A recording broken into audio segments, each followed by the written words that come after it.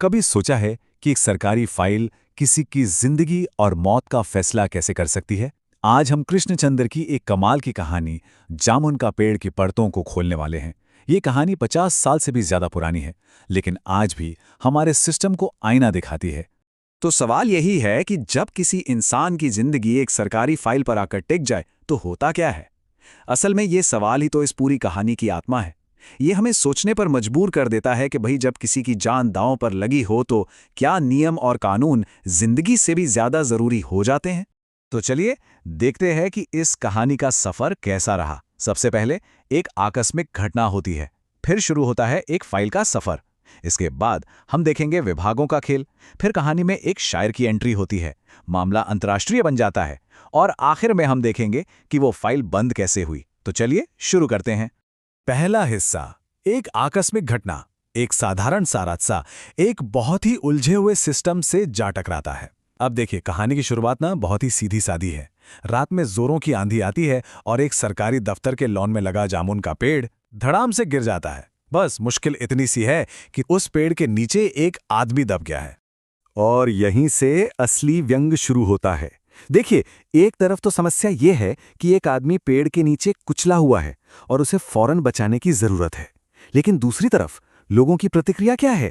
अरे, लोग इस बात पर अफसोस कर रहे हैं कि अब उन्हें पेड़ के मीठे मीठे जामुन खाने को नहीं मिलेंगे। मतलब एक तरफ जिंदगी और मौत का सवाल है और दूसरी तरफ जामुन। ये हमारी प्राथमिकताओं पर एक बहुत बड़ा तमाचा है। तो अब शुरू होता है फाइल का सफर और यहीं से जन्म होता है एक दफ्तरी बाधा का। अब होना तो ये चाहिए था कि कोई कुल्हाड़ी फावड़ा उठाता और आदमी को निकालता, है ना?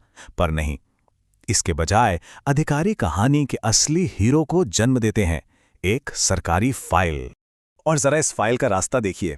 सुपरिंटेंडेंट फाइल भेजता है अंडर सेक्रेटरी को, अंडर सेक्रेटरी भेजता है डिप्टी सेक्रेटरी को, वो आगे जॉइंट सेक्रेटरी को, जॉइंट सेक्रेटरी से चीफ सेक्रेटरी और फिर चीफ सेक्रेटरी से मंत्री जी के पास। और मजा देखिए, फिर वही फाइल उसी रास्ते से नीचे की तरफ अपना सफर शुरू करती है। ये जो पूरा चक्कर है ना, ये हमारी नौकरशाही के बेतुकेपन को एकदम साफ साफ दिखाता है। फाइल ऊपर नीचे हो रही है और उधर पेड़ के नीचे एक आदमी की जिंदगी का मीटर नीचे और नीचे गिरता जा रहा है। अब आता है विभागों का खेल। यहां बेतुके बहानों के साथ जिम्मेदारी से बचने का एक नया ही दौर शुरू होता है। मतलब दिक्कत सिर्फ ऊपर से नीचे आने जाने की नहीं थी। अब ये मामला एक ऐसे मकड़जाल में फंस जाता है जहां कोई भी डिपार्टमेंट जिम्मेदारी लेने को तैयार ही नहीं है। बस एक दूसरे पर बात डाली जा रही है। जरा इन बहानों को देखिए।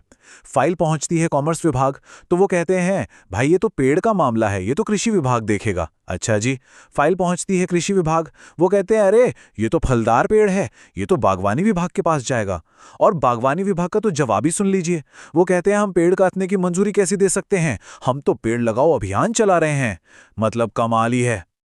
और जब आपको लगे कि इससे ज्यादा बेतुका कुछ नहीं हो सकता, तभी आता है सबसे वाहियात सुझाव।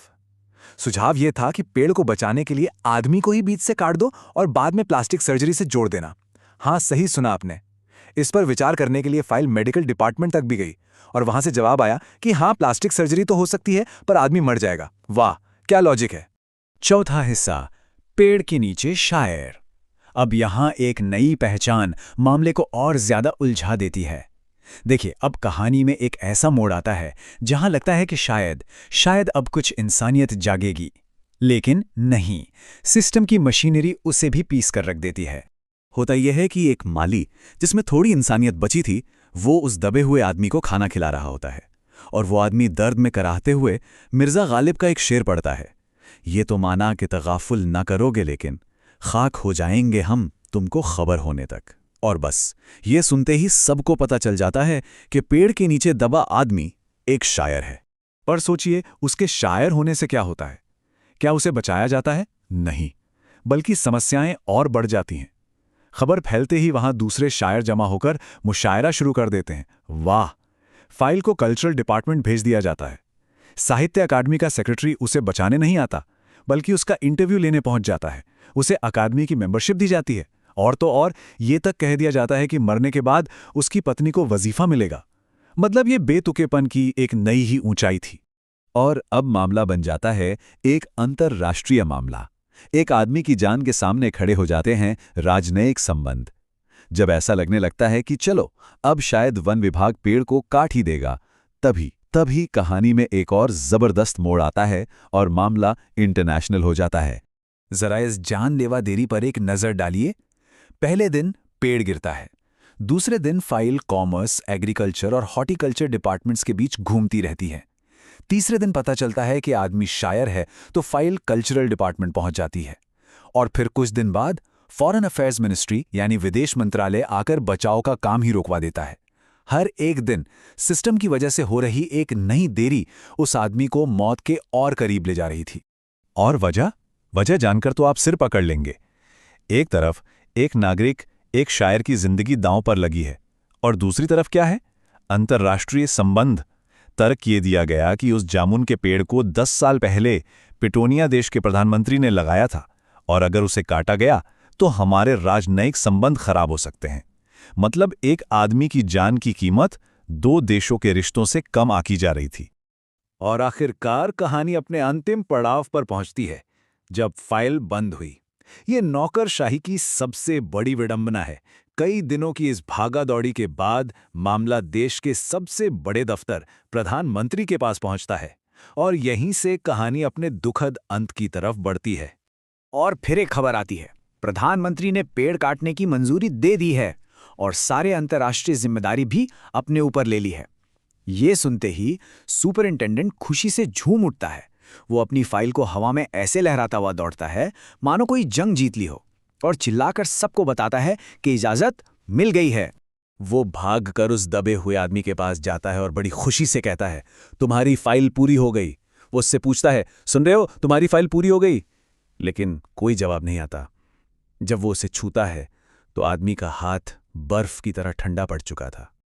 और लेखक कहानी को इस एक लाइन के साथ खत्म करते हैं, उसके जीवन की फाइल भी अब पूरी हो चुकी थी। ये लाइन दिल पर एक चोट की तरह लगती है। जिस पल कागज की फाइल मुकम्मल हुई, उसी पल उस इंसान की जिंदगी की फाइल हमेशा हमेशा के लिए बंद हो गई थी।